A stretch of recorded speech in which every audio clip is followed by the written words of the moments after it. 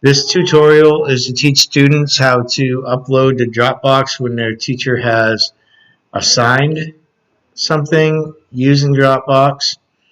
After you log into Sycamore, make sure you're on the school homepage, which you can tell right here, upper left where my mouse is. Come down to the My School drop-down menu. Click on My Dropbox. That will bring up a list of all your classes. This student has a Dropbox assignment in 8th grade computer. Come over here to Upload Assignment, and this window will appear. It tells you what class it is. You need to select an assignment in order to upload it.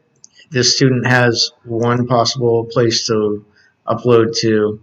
Choose the file. That will give you the option to go pick it from your computer. Type in any note in here and click upload,